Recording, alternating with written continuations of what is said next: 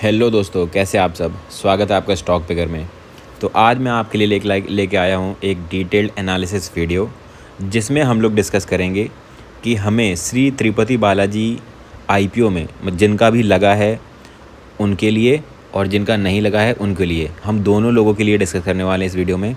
और हम लोग इस वीडियो में जानने की कोशिश करेंगे कि on the day of listing हमें इस आईपीओ में कौन सी स्ट्रेटजी अपनानी चाहिए, यानी हमें इस आईपीओ में होल्ड करना है या फिर हमें एग्ज़िट करना है। अगर होल्ड करना है तो कितना अमाउंट होल्ड करना है, और अगर एग्ज़िट करना है तो कब करना है। ये सारी चीज़ें मैं इस वीडियो के अंदर डिस्कस करूँगा। और साथ ही में हम लोग ये जानेंगे कि अगर होल्ड करते हैं तो कब तक होल्ड करना है, और होल्ड करने के क्या कॉन्सिक्वेंसेस हो सकते हैं, और तुरंत बेचने के क्या कॉन्सिक्वेंसेस हो सकते हैं। देखिए, कॉन्सिक्वेंसेस दोनों चीज़ों के होते हैं, या तो आप होल्ड करें या आप एग्ज़िट कर दें। एग्ज़िट करने के बाद क्या कॉन्सिक्वेंस होते हैं उसका भी मैं आपको बताता हूँ, और होल्ड करने पे क्या कॉन्सिक्वेंसेस होंगे या मतलब क्या दिक्कतें होंगी वो भी मैं इस वीडियो के अंदर डिस्कस करने वाला हूँ। तो चलिए बिना टाइम वेस्ट किए सीधे आ जाते हैं अपने पॉइंट पे। तो सबसे पहले हम लोग समझते हैं कि ये जो अपना आईपीओ है, ये जैसा कि आपको दिख रहा है कि इसका आईपीओ पूरी तरह से सब्सक्राइब होने के बाद में इसका जो जीएमपी है, जीएमपी यानी ग्रे मार्केट प्रीमियम, तो इसका जो जीएमपी आपको दिख रहा है ये 31.33% दिख रहा है। अब ये 31.33 जो परसेंट दिख रहा है, ये ऐसे आपको काफ़ी कम लग रहा होगा, लेकिन मैं आपको बताता हूँ इस वीडियो में कि बेसिकली इस आईपीओ का जीएमपी कम क्यों है। तो सबसे पहले हम लोग ये समझते हैं कि जिस दिन ये आईपीओ इसकी ओपनिंग हुई थी तो इसका जो जीएमपी उस दिन था वो था 20%। उसके बाद में क्या हुआ कि जैसे ही मार्केट फेवरेबल हुई, लोगों का इसमें इंटरेस्ट आया, क्योंकि आईपीओ की अगर आप रेटिंग देखें ना तो काफ़ी अच्छी रेटिंग है। वो मैं आपको बताता हूँ, वो कंपनी के फाइनेंशियल्स भी बताते हैं, इसलिए इसमें अप्लाई करा जा सकता है। अब हम लोग ये जानने की कोशिश कर रहे थे कि भाई इसके जीएमपी में बदलाव क्यों आया। तो जिस दिन ये स्टार्ट हुआ उस दिन इसका जीएमपी था 20%, फिर ये धीरे धीरे करके बढ़ा है, और इसका जीएमपी पहुँच गया था 50% से भी ज़्यादा। इसका जीएमपी 50% से भी ज़्यादा पहुँच गया था। लेकिन फिर धीरे धीरे क्या हुआ कि साथ में जो इन्वेस्टर्स वगैरह हैं उनका इंटरेस्ट दूसरे भी आईपीओ आने लग गया। जैसे कि अगर आप अभी सुन रहे होंगे तो बजाज हाउसिंग फाइनेंस हो गया, वो हो गया। और दूसरा जो इसके जीएमपी गिरने का कारण है वो है मार्केट डिप। अभी आपने देखा होगा कि 2 दिन से निफ्टी वगैरह 150 पॉइंट गिर रही है। जैसे आज ही आपने देखा तो निफ्टी का 150 पॉइंट का डिप मार दिया उसने। तो इन सब चीज़ों का जो इम्पैक्ट है वो आपके आईपीओ भी पड़ता है। लेकिन हमें एक चीज़ समझनी है कि इस आईपीओ में पोटेंशियल भी है और इस आईपीओ का जीएमपी ऊपर पहले गया भी है, तो इसका मतलब चांसेस हैं कि जा सकता है। देखिए, मैं पास्ट के एक्सपीरियंस के साथ आपको बताता हूँ। जैसा कि मैंने देखा है कि जब कोई आईपीओ आता है जिसकी रेटिंग अच्छी होती है, वो आईपीओ अगर उसका स्टार्टिंग में जीएमपी अच्छा होता है और बाद में जीएमपी गिर जाता है, तो on the day of listing, not on the day of listing, उसके 1-2 दिन बाद वो कैसे ना कैसे उस जगह तक पहुंचने की कोशिश करता ही है। क्योंकि होता क्या है कि इसमें जो रिटेलर्स हैं, रिटेलर्स तो चलो कम अमाउंट में होते हैं, जो इसके एचएनआई होते हैं, मतलब जो बड़े बड़े बायर्स होते हैं, वो इसको मार्केट में अपने हिसाब से खींच के लेके जाते हैं। तो वो चीज़ हम लोग समझेंगे कैसे। यहाँ पे जैसा कि आपको दिख रहा है सब्सक्रिप्शन, हम लोग समझते हैं कि जैसे ये क्वालिफाइड इंस्टीट्यूशनल बायर्स हैं, ये 61 करोड़ लोगों ने इसको बिड्स मारी हैं इसमें, मतलब 61 करोड़ लोगों ने बिड्स मारी हैं। यानी मतलब अगर 4 लाख ऑफर्ड थी तो 4 लाख ऑफर के लिए 61 करोड़ लोगों ने दांव लगाया है। अब आप समझ सकते हैं। और ये दांव लगाया किसने? क्वालिफाइड इंस्टीट्यूशनल बायर्स ने, जिनकी मतलब लिमिट ही बहुत ज़्यादा होती है, लाखों में होती है। ये कोई 15,000 वाले अप्लाई करने वाले बंदे नहीं हैं। तो क्योंकि इनकी लिमिट बहुत ज़्यादा होती है, इनकी कैपेसिटी बहुत ज़्यादा होती है, तो ये आईपीओ के ये शेयर्स को अपने हिसाब से मैनिपुलेट भी कर लेते हैं। ये अपने हिसाब से और भी बाइंग कर सकते हैं, सडनली सेलिंग भी कर सकते हैं, ताकि ये मार्केट उसके आईपीओ के शेयर को गिरा सकें या फिर उठा सकें। तो ये तो हो गई क्यूआईबी के बारे में। यानी यहाँ पे इन लोगों ने अच्छा खासा बिड मारा है। जब आप ऐसे समझिए कि जिस टाइम पे बजाज हाउसिंग फाइनेंस चल रहा है, उस सेम टाइम पे अगर ये 61 करोड़ की बिड मार रहा है, 61 करोड़ टाइम्स लोग इसमें अप्लाई कर रहे हैं, इसका मतलब ये आईपीओ काफ़ी ज़्यादा अच्छा है।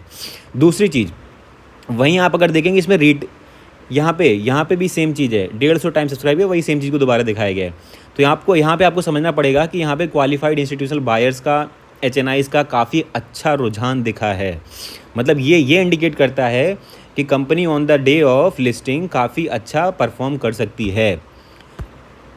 अब हम समझते हैं कि कंपनी के जैसे फाइनेंशियल्स हैं, कंपनी के फाइनेंशियल्स भी वही चीज़ बताते हैं। जैसे आप 2022 में देखेंगे तो कंपनी का जो प्रॉफिट था वो 13.5 करोड़ था, 2023 में ये जाके 20.5 करोड़ हो गया, 2024 में ये जाके 36 करोड़ हो गया। देखिए ये जो आपका प्रॉफिट है ना, ये इसका कंटिन्यूसली बढ़ा है, ये प्रॉफिट कंटिन्यूसली बढ़ रहा है, साथ में रेवेन्यू भी कंटिन्यूसली बढ़ रही है, एक्सपेंस भी कंपनी कर रही है ताकि ग्रोथ हो सके। लेकिन ये जो बोरोइंग्स है ना, ये कांस्टेंट है। अगर ये बोरोइंग कांस्टेंटली बढ़ रही होती तो यहाँ पे आपको ऐसा होता कि ये company on the negative side जा रही है। लेकिन अगर कंपनी ने अपनी बोरोइंग्स को कांस्टेंट रखा है, बाकी रेवेन्यू और प्रॉफिट में दोनों में बढ़ाव आया है, यानी ये एक और सिग्नल है कि कंपनी अच्छा परफॉर्म करेगी। देखिए ऐसा हो सकता है कि कंपनी लिस्टिंग के दिन उतना अच्छा परफॉर्म ना करे, लेकिन मेरी एडवाइस रहेगी, देखिए बिल्कुल मैं अपनी एडवाइस दे रहा हूँ, लेकिन एक और चीज़ अपने दिमाग में रखिए, साथ में आपको अपना भी दिमाग लगाना है। ऐसा नहीं है कि मैंने बोल दिया और आपने सीधा जाके इंप्लीमेंट कर दिया और फिर बाद में नेगेटिव होगा तो फिर आप मेरे पीछे आ रहे हो।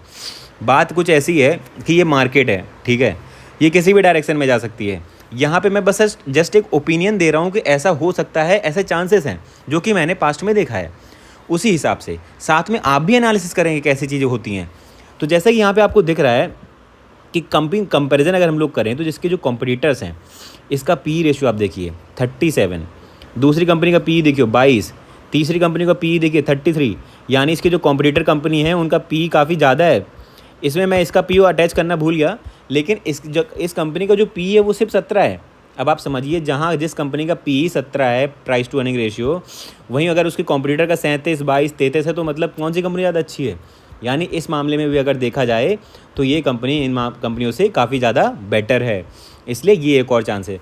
तो मतलब on the day of listing जब इसकी लिस्टिंग होगी तो उस टाइम पे आप जिनका लग गया है उनके लिए बता रहा हूँ, अगर आपको प्रॉफिट होता है तो मैं आपको रिकमेंड करूँगा कि उसके प्रॉफिट को आप, जैसे मान लो आपका 15,000 है और अगर 40% पे लिस्ट होता है तो यानी आपको 6,000 रुपये मिल गया।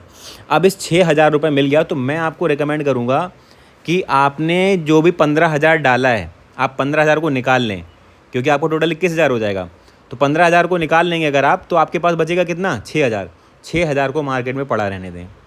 अगर जाएगा तो प्रॉफिट जाएगा, आएगा तो बहुत आ जाएगा, आपका खुद का कुछ नहीं जाएगा, सबसे मेन चीज़। दूसरी चीज़, जो लोगों का नहीं लगा है उनको मैं रिकमेंड करूँगा, आप स्टार्टिंग में on the day of listing चाहे तो 2-3 हज़ार रुपये का, वो डिपेंड करता है। देखिए अगर आपकी कैपेसिटी अच्छी है तो आप उस हिसाब से आप अमाउंट बढ़ा सकते हैं।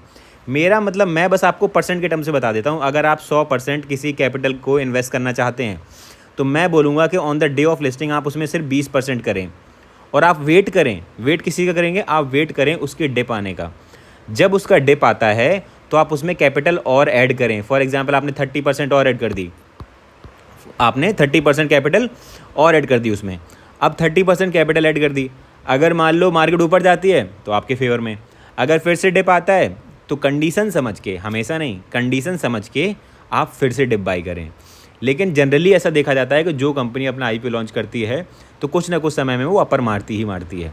तो इस वजह से ज़्यादातर चांसेस हैं कि कंपनी अपर मारेगी, और उसके लिए इसके कंपनी के फाइनेंशियल्स, कंपनी के जो सब्सक्रिप्शन, ये सब सेम आइडिया ही दे रहे हैं। तो इसलिए मैं रिकमेंड करूँगा कि जो, जैसा कि मैंने बताया है कि जिनका लगा है वो अपना मेन मनी निकाल लें, प्रॉफिट पड़ा रहने दें, और जिनका नहीं लगा है वो इस रेशियो को डिवाइड कर लें 20, 30, 50 में। तो इसमें क्या होगा, अगर तुरंत 20% खरीद लें 20% का, बाद में अगर डिप आता है 30%, बाद में डिप आता है तो 50%, ऐसे करके आपको डिवाइड कर लेना है। तो इस तरीके से आप जा सकते हैं on the day of listing. तो ऐसे आपको इस आईपीओ में और बाकी और जो अलग अलग आईपीओ आते हैं उनमें कैसे आपकी क्या स्ट्रेटजी रहेगी on the day of listing, इन सारी चीज़ों के बारे में, और जो नए नए आईपीओ आते हैं उन सारे के वीडियो के बारे में मैं डिटेल्ड एनालिसिस करता हूँ। तो कृपया आप मेरे चैनल को सब्सक्राइब कर लें ताकि फ्यूचर में कोई भी मैं ऐसी वीडियो लाता हूँ तो आप तक तुरंत पहुँच जाए। आज की वीडियो में इतना ही, थैंक यू।